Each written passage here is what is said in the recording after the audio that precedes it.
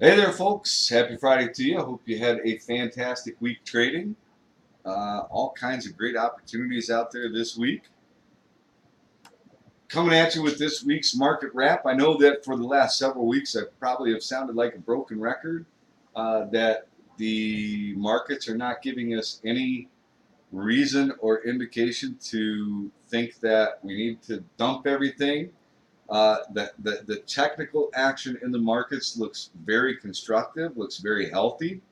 Um, and actually, it appears as though the Bulls still remain in control, right? We haven't seen any dramatic sell off, any really dramatic technical breakdowns. We're just consolidating, we're building up energy. So, which way we break will be, interesting to see. There's a lot that happened this week. We had the FOMC meetings. We had a lot of retail numbers out this week, and the markets have held up pretty well. We're majority of the way through earnings season, and I think earnings, for the most part, have come in better than expected. And the markets really do just look like they're consolidating, looking for that next catalyst to help us determine which way it's going to break. But the NASDAQ, if you look at where we closed today, we closed right on the 8 EMA. We've got the shorter term moving averages sloping upward. It even looks as though the 200-day is just curling to the upside. It really looks fairly good on from a technical standpoint. Let's take a look at the IBB. So, we've had a really impressive move. We came up into the $300 holler.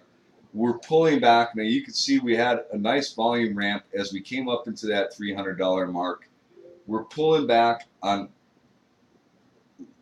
lower volume. And really what we want to see is we want to see that this area that was price resistance act as support, right? This 286, 287 area, we want to see that act as support. It took a bit to break through. We've broken through, went to test 300. Now we're pulling back on lower volume. If we don't hold here, the next area of potential support could be the 200-day moving average. Okay, and if we break through 287, 286, we want to see that 200-day act as support. If the 200-day fails, then we could potentially be coming all the way back down here to test this 271 area as potential support. Okay, so if we break below 286, 287, 286, let's call it 286, we break below 286, look to see if we bounce off of the 200-day moving average. If we don't, then maybe we have something to be concerned about with the IBB. Let's take a look at the IWM.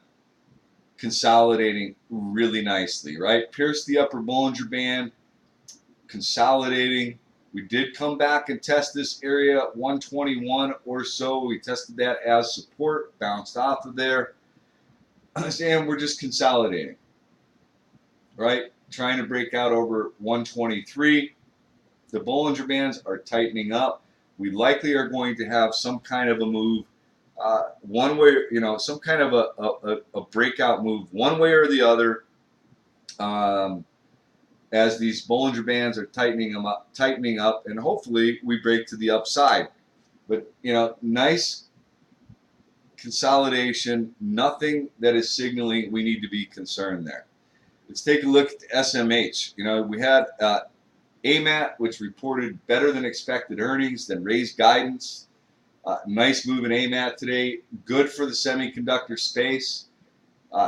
It also was consolidating. It's hugging that 8 EMA, right? Broke out a little bit over price resistance today. I mean, this is trading at all-time highs. So not a lot of volume, not a lot of conviction behind the move, but still grinding higher and not giving us any reason to be concerned. Want to point this one out. Me and my buddy Russell in the chat room were talking about this today. Shippers are actually pretty darn interesting, right? just broke over the 100 EMA. It actually wound up closing right on top of it. It looks like it closed right on top of the 100 EMA. Broke over this potential price resistance.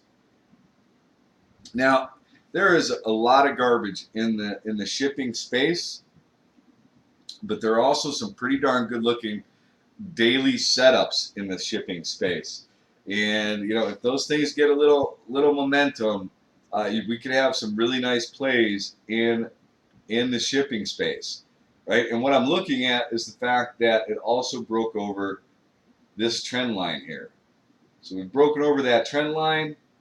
We're now over the 100 EMA, and let's see if we can get some follow through in the shippers. I think it's a sector you want to maybe pay attention to next week. Let's look at the S&P 500 consolidating, right?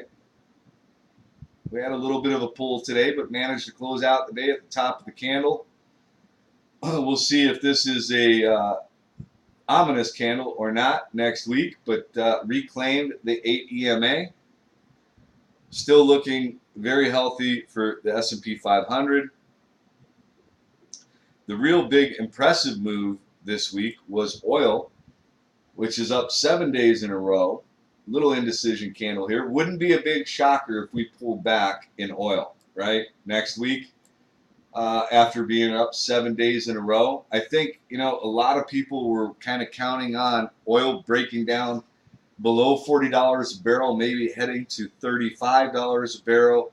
We had some bearish reports that should have brought oil down, and instead, what did it do? It moved higher. So I think maybe you caught some people that were leaning into this the wrong direction, and that's why we continue to just grind higher, right? Putting the squeeze on some people that were maybe betting for it to go the other direction. So energy names actually look, you know, XLE broke over this area of $69, right? Broke over this trend line fairly convincingly.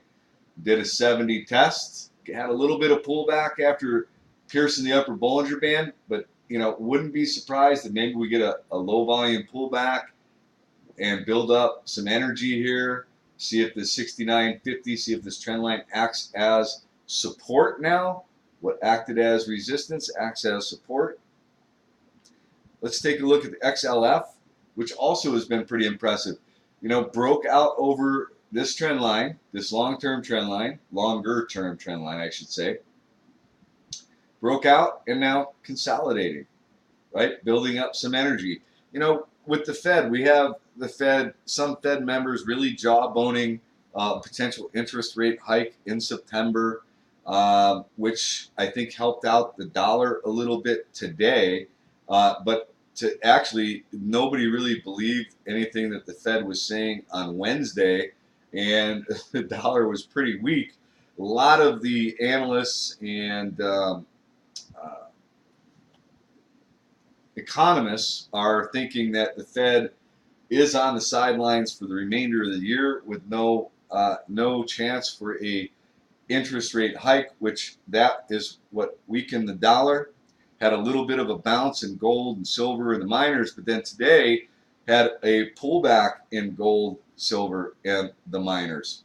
So, you know, if they do raise the rates in September, that likely would be probably put pressure on the market, even though I think that's pretty ridiculous because it's only a quarter of a point. You would think the economy would be healthy enough for us to be able to raise a quarter of a point, but hey, that's, you know, neither here nor there. The global economy, you have global central banks that are continually cutting the rate, so there's just a lot out there that conflicts whether or not the Fed can raise the rate. But financials are holding up pretty darn well. So worth paying attention to financials. Let's take a look at the dollar real quick. Pierced the lower Bollinger Band. We bounced a little bit today. You know, if we can continue to move higher, I think you're going to see more pressure on gold, silver, and the miners. And then we start to get into some pretty interesting technical areas for the likes of JNUG and Nugget. And if they break down, you want to keep an eye on JDust and Dust. But we'll go there in a minute. I want to show you retail, which actually had a pretty interesting day today, right? We had an interesting week in retail. We got some retailers that reported bad numbers, and we got some that reported good numbers. But all in all, the retailers held up really well, held the 8 EMA, and really are flirting with a 46 roll, right? Trying to break out over 46.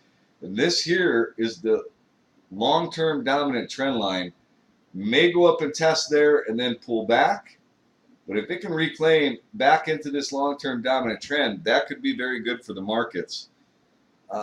Transportation also consolidating nicely, building up energy, looking for it to take out 47. But transportation actually looks fairly decent as well. And then there's one other one that I really wanted to point out, XLB. Look at that. Look at that consolidation, right? Building up energy.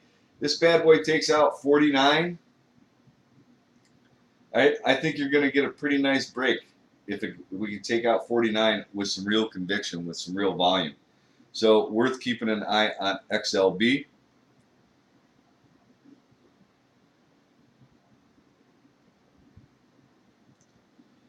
Let's take a look at silver real quick.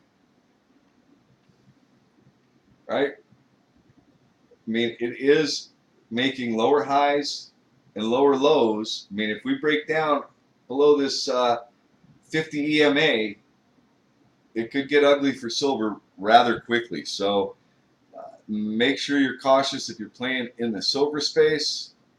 Let's take a look at gold. Actually, since I'm here, let's look at Nugget. Right?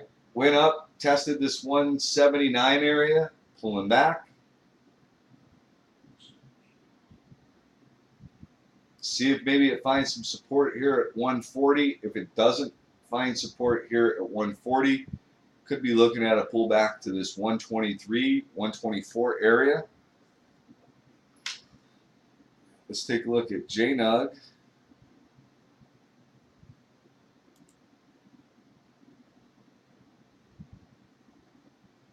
You know, if it breaks below this 280, right, we could get a pullback into this 255 area where you've got the 50 EMA. If it breaks below there, we could be coming all the way back down to test the 200 here, right? If that happens, then there will be an opportunity in JDST. And the other one to watch is Dust. So I think next week could be a pretty critical week for gold, silver, and the miners. So definitely want to have those on your radar, or at least have JDust and Dust on your radar.